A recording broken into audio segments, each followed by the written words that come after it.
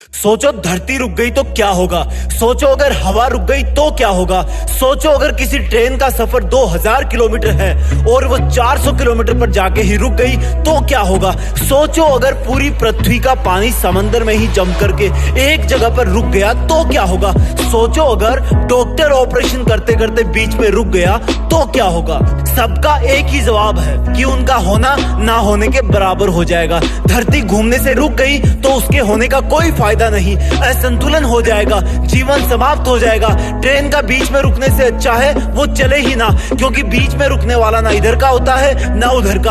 अगर नेचर में hydrological cycle यानी कि जल चक्र बंद हो गया तो भी जीवन समाप्त हो जाएगा। और अगर डॉक्टर ऑपरेशन करते हुए रुक गया तो फिर उसका बेहोश मरीज कभी भी होश में नहीं आएगा। अगर शुरू कर दिया है तो खत्म करके छोड़ो, अपना मकसद पूरा करके छोड़ो, चाहे कितना भी बड़ा सेक्रीफाइस करना पड़े। तुम्हारा हमेशा मेहनत करना ही तुम्हारे जिंदा होने का सबसे बड़ा सबूत है। और अगर लाइफ में तुम कुछ नहीं करना चाहते तो जियो एक मुर्दे की तरह, जिंदा लाश बनकर। हमेशा काम ना करने के बहाने ढूंढते रहना।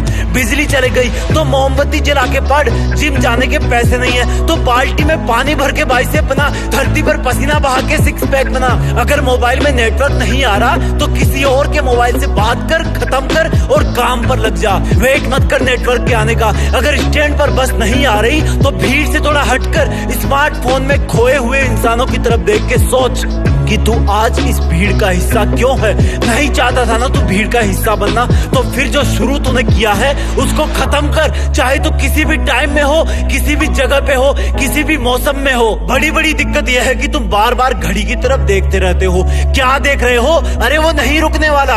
अगर तू कर सकता है तो इसमें थ्योरी ऑफ रिलेटिविटी, सापेक्षता का सिद्धांत लगा, उसको देखना बंद कर। और जितनी स्पीड से वो टाइम भाग रहा है उतनी ही ताकत से तू भी अपने काम में, अपनी मेहनत में, अपनी पढ़ाई में मन लगा।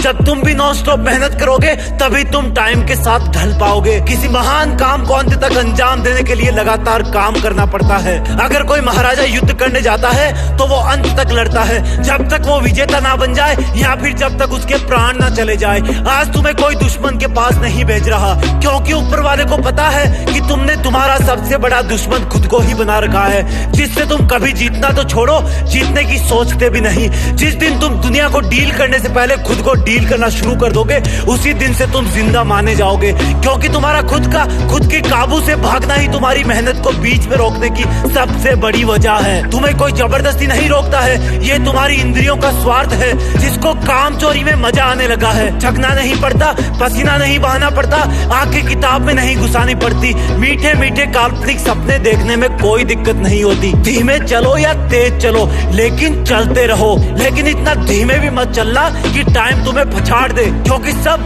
सिर्फ और सिर्फ टाइम का ही खेल है। अगर किसी के पास अनंत समय होता तो चाहे कुछ भी करता, 200 बरस भी लगातार मोबाइल पर गेम खेलता तो भी कोई फर्क नहीं पड़ता। लेकिन अगर तुम अपना हार्डवर्क बीच में ही ड्रॉप कर दोगे तो दुनिया के करोड़ों इंसान तुमसे एक झटके में आगे निकल जाएंगे। लोगों की कमी नहीं है यहाँ, सब आगे बढ़ना चाहते हैं, लेकिन सिर्फ कुछ ही लोग हमेशा आगे बढ़ने को सीरियसली लेते हैं। वो लोग हर कंडीशन से ऊपर होते हैं, उनके अंदर के हार्मोन हमेशा उनको एक ही डायरेक्शन में पुश करते हैं कि कुछ भी हो जाए, जो मकसद मेरा है उसके लिए हमेशा मेहनत करूंगा, कभी नहीं रुकूंगा। मैं हमेशा सिर्फ वही बहाने ढूंढूंगा जिससे मैं इस दौड़ रहे वक्त के साथ चल सकूं। मैं अपने इस अंदर वाले इंसान को मेरा गुलाम बनाऊंगा, ना कि गुरु, क्योंकि जितने भी सफल इंसान हुए ना उन्होंने हमेशा मेहनत करी है, वो कभी रुके नहीं। उनके लिए भी यही भीड़ थी, यही मौसम थे, यही शरीर था, और अगर करना चाहते तो उनके लिए भी कई बहाने थे। वो लोग मोटिवेशनल स्पीच सुनते थे या नहीं सुनते उनका मुझे नहीं पता, लेकिन वो लोग कंसिस्टेंट थे,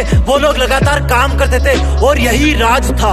आपकी जीत को फिक्स करने के लिए हम ऐसे बहुत सारी वीडियोस लाते रहेंगे। वीडियो फॉरवर्ड करना और जुड़े रहना। जय हिंद, वंदे मातरम।